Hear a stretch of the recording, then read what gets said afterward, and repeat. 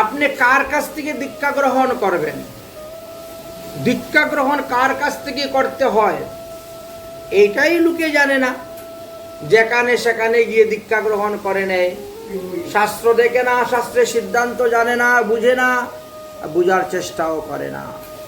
শাস্ত্রে বলছে সর্বদা সদ্গুরুর কাছ থেকে দীক্ষা গ্রহণ করিবে, সম্প্রদায়ের অন্তর্ভুক্ত সদাচারী বৈষ্ণবের কাছ থেকে দীক্ষা গ্রহণ করিবে। সম্প্রদায়ের অন্তর্ভুক্ত সদাচারী ত্যাগী বৈষ্ণবের নিকট থেকেই তুমি বিষ্ণু মন্ত্রে দীক্ষা গ্রহণ করিবে। কেন? তখন পদ্মপুরাণ বললেন, সম্প্রদায় বিহীনা যু মন্ত্রতে নিষ্ফলা মতা সাধনৌ ঘন সিদ্ধন্তি কোটিকল্প সতেরপি। সম্প্রদায় বিহীনম গুরুদেবের কাছ থেকে মন্ত্র দীক্ষা নিলে সেই মন্ত্র নিষ্ফল হয়।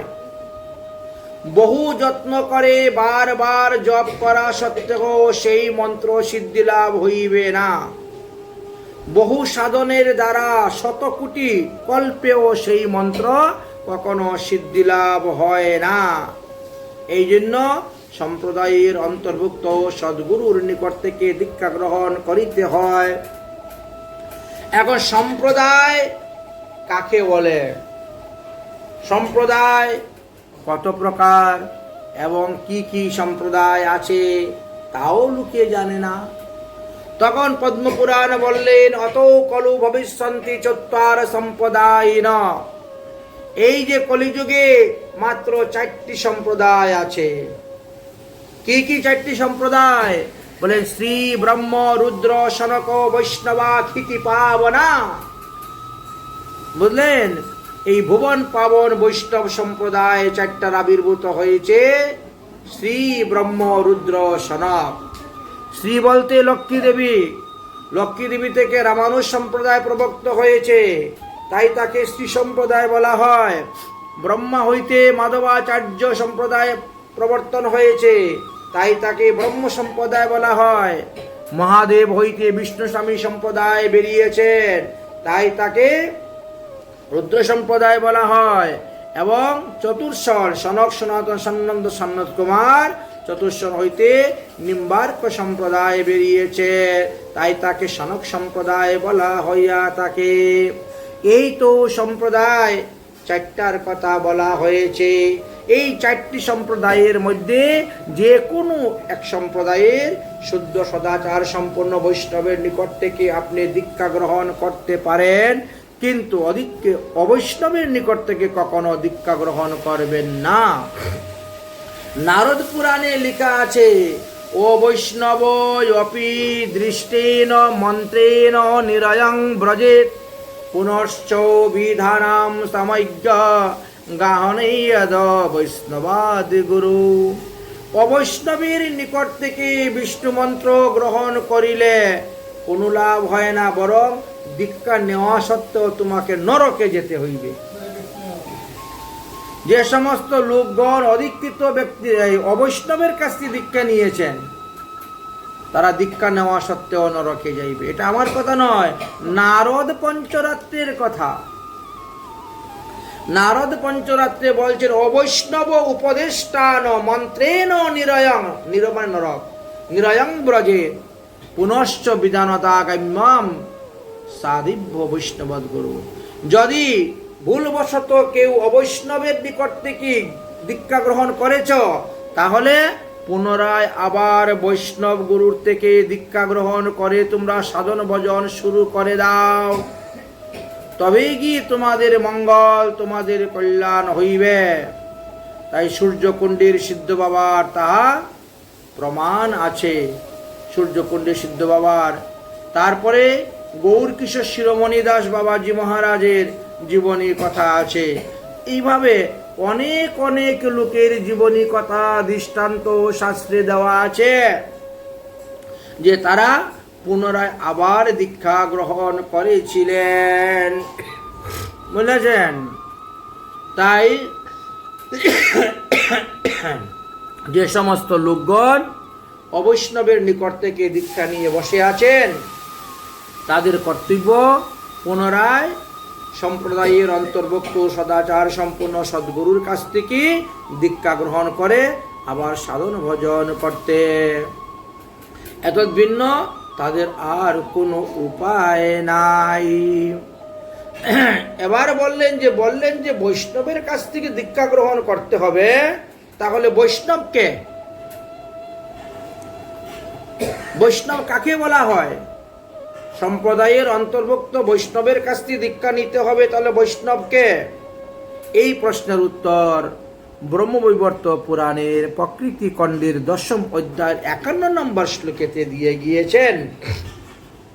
বলছেন, গুরু বক্তাদি বিষ্ণু মন্ত্র যস্য কর্ণে প্রবিশ্যতি জীব মুক্ত বৈষ্ণবাং তাং বেদাং সর্বত বদন্তি চ। সম্প্রদায়ের অন্তর্ভুক্ত সদ গুরুদেবের বদন কমল হইতে যাহার কর্ণেতে কৃষ্ণ মন্ত্র, রাম মন্ত্র, বিষ্ণু মন্ত্র প্রবেশ হয়েছে, বেদ আদি সমস্ত পুরাণ বলছে তিনি বৈষ্ণব, তাকেই বৈষ্ণব বলা হয়। অবৈষ্ণবের মুখ থেকে বিষ্ণু মন্ত্র ঢুকলেও তিনি বৈষ্ণব হতে পারেন নাই। বৈষ্ণবের মুখ হইতে বিষ্ণু মন্ত্র ঢুকলে তবেই তিনি বৈষ্ণব হলেন। তৈশৈব পাদ রজস্য সদ্যং প্রক্তা বসুন্ধরা পাদুদক প্রতং স্নানম তীর্থমেবৎ ভবেদ ধ্রুবম। ওইভাবে বৈষ্ণবের মহিমার কথা ব্রহ্মবৈবর্ত পুরাণে বললেন। ওই ধরনের বৈষ্ণবগণের পদজল যেখানে পড়ে সেখানেই তীর্থ, পদধূলি যেখানে পড়ে সেখানেই তীর্থ। এখন প্রশ্ন হলো, আমরা ওই ধরনের বৈষ্ণবকে চিনব কেমন করে? তখন বললেন যে বৈষ্ণব চিনার কয়েকটি লক্ষণ আছে। কি লক্ষণ? গলার মধ্যে দেখবেন তুলসীর মালা, ললাটের মধ্যে দেখবেন ঊর্ধ্বপণ্ড তিলক, পরনে দেখবেন ডুর কপিন বহির্বাস, মাথার মধ্যে দেখবেন শিক্ষা আছে, আর মুখে সদা হরিনাম দেখবেন। এইভাবে বৈষ্ণব পঞ্চলক্ষণম বলে গেছেন। বৈষ্ণবদের 5টি লক্ষণ দেখলে পরে চেনা যায় ইনি বৈষ্ণব। মহাপ্রভু বলছেন, যাকে দেখিলে মুখে আইসে কৃষ্ণ নাম, তাকে জানিবে তুমি বৈষ্ণব প্রধান। তাই বলছেন, অন্যকে দেখার পরে যদি তোমার মুখে কৃষ্ণ নাম আসে, তাহলে তুমি মনে করবে বা ইনি পরম বৈষ্ণব। বললেন, বৈষ্ণবের লক্ষণের কথা বলছেন। ত্রিনাদপি শুনিচেন তরুরূপ সহিষ্ণুনা অমানিনা মানদেন কীর্তনীয় সদা হরি। এইভাবে যদি অমানি হয়ে হরিনাম করতে পারেন তবেই তোমার মঙ্গল। তাই বিপ্র ক্ষত্রিয় বৈশ্যাশ্চ গুরুর শূদ্র জন্মনাম শূদ্রনাম গুরুবস্ত্রৈব ত্রয়ানাং ভগবত প্রিয়। বলছেন, জাতিগত দিক দিয়ে যদি আমরা বিচার করি, বাস্তব জগতের জাগতিক জগতের চিন্তাধারা দিয়ে যদি আমরা বিচার করি, তাহলে আমরা ব্রাহ্মণের পুত্রকে ব্রাহ্মণ বলি, ক্ষত্রিয়ের পুত্রকে ক্ষত্রিয় বলি, বৈশ্যর পুত্রকে বৈশ্য বলি, শূদ্রের পুত্রকে শূদ্র বলি, তাই না? কিন্তু ওই শূদ্র যদি বিষ্ণু মন্ত্রে দীক্ষা গ্রহণ করে নেন, তবে তিনি আর শূদ্র রইলেন না। তিনি যদি সদাচার পালন করেন, ভগবানকে ভোগ দিয়ে প্রসাদ গ্রহণ করেন, তাহলে জন্মগত ব্রাহ্মণ হইতেও তিনি শ্রেষ্ঠ। অতএব তিনি অন্য বাকি 3 বর্ণকে দীক্ষা দিতে পারবেন। তিনি শূদ্র করলে উৎপন্ন হইলেও তিনি তো আর শূদ্র রইলেন না। অতএব তিনি ব্রাহ্মণ, ক্ষত্রিয়, বৈশ্য বাকি 3 বর্ণকেও দীক্ষা দিতে পারবেন। অর্থাৎ তিনি ওই 3 জাতি 3 বর্ণের গুরুও হইতে পারবেন। কারণ কি? বলছেন, ভক্তি রাজ্য তো এটা। ভক্তি রাজ্যতে কেবল ভক্তি প্রধান, ভক্তির প্রাধান্যতা বেশি। এখানে জাতিগত কোনো প্রাধান্যতা নাই, বর্ণগত কোনো প্রাধান্যতা নাই।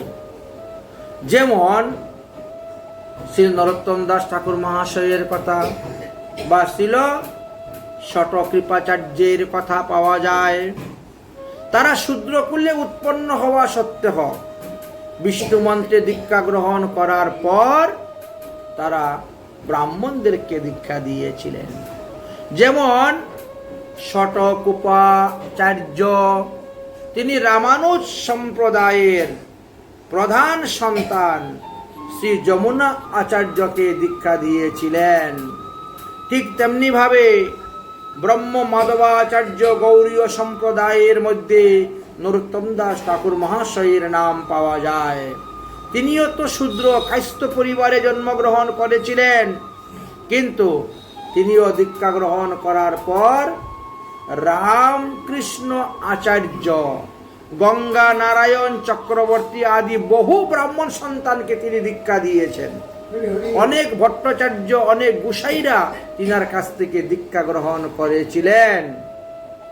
বড় বড় রাজা মহারাজাগণ পর্যন্ত স্ব অভিমান ত্যাগ করিয়া তাহারা বিষ্ণু মন্ত্রে দীক্ষা গ্রহণ করেছিলেন। অতএব বুঝতে পারলেন, দীক্ষা যে গ্রহণ করবেন, কার নিকট থেকে দীক্ষা গ্রহণ করবেন, কাকে গুরুরূপে বরণ করা যায়, এই কথাটাই এখানে পরিষ্কারভাবে বলে দিলেন। সুতরাং গুরু কর জেনে, না জেনে গুরুকরণ করতে যেও না। আগে জানো উনি কোন সম্প্রদায়ের, উনি কোন পরিবারের, ইনের গুরু পরম্পরা আছে কি না, ইনি সদাচার পালন করেন কি না, তারপরে তো তুমি যাবে দীক্ষা নিতে। তাই বলছেন গুরু করো জেনে আর জল খাও ছেনে। হ্যাঁ, এই তো গৃহীত বিষ্ণু দীক্ষা কো বিষ্ণু পূজা পরো নর বৈষ্ণব হিত হিতুত্বানাম চৈবধারেতম अस्मत् বৈষ্ণব। বলছেন যিনি বিষ্ণু মন্ত্রে দীক্ষা গ্রহণ করেছেন, যার গুরুদেব তার গুরুদেব সবাই পরম বৈষ্ণব, যিনি নিজে স্বয়ং ভগবানের পূজা করেন, আরতি করেন, ভোগ লাগান, প্রসাদ খান, যিনি নিজে গীতা ভাগবত আদি পাঠ করেন এবং সেই ধর্ম অনুসারে তিনি আচার আচরণ করেন এবং অন্যকেও তিনি ওইভাবে ধর্ম উপদেশ দিয়ে থাকেন, ওই রকম ব্যক্তিকেই তোমরা গুরুরূপে গ্রহণ করবে। তিনি বৈষ্ণব সংজ্ঞা নামে অভিহিত। কাম ক্রোধ বিহীনাং যে হিংসা দম্ভ বিবর্জিতা লুভ মোহ পরিত্যঞ্চ তেজ্ঞ বৈষ্ণব জনা। বৈষ্ণবদের দেহের মধ্যে কাম নাই, ক্রোধ নাই, কোনো লোভ নেই, কোনো প্রাণীকে হিংসা করেন না, কখনো দম্ভ নেই, তাদের অহংকার নেই, একেবারে সাদাসিধা। তাই তাদের নিকট থেকে দীক্ষা গ্রহণ করার কথা বলেছেন। দীক্ষা নিবেন ভগবানের ভজনের জন্য, দীক্ষা নিবেন ভগবান পদপদ্ম লাভ করার জন্য, দীক্ষা নিবেন ভগবানকে পাওয়ার জন্য, ভগবানের নিত্য গোলক ধামে দেওয়ার জন্য। দীক্ষা কখনো দেহ সুখ করা দেওয়ার জন্য নেওয়া হয় না, দেহ সুখের জন্য দীক্ষা নয়। দীক্ষা মন্ত্র গ্রহণ করা সত্ত্বেও যদি মানুষ এই পূর্ব পশুর মতনই আচরণ করে, তবে সেই ব্যক্তি মৃত্যুর পরে অবশ্যই পশুজনী প্রাপ্ত হইয়া থাকে। অতএব দীক্ষা গ্রহণ করার পরে আর পূর্ব পাপাদি কর্ম করিতে নাই। অতএব বিষ্ণু মন্ত্রে দীক্ষা গ্রহণ করার পরে আমাদের কি কি কর্তব্য, সেটাও জানা থাকা প্রয়োজন।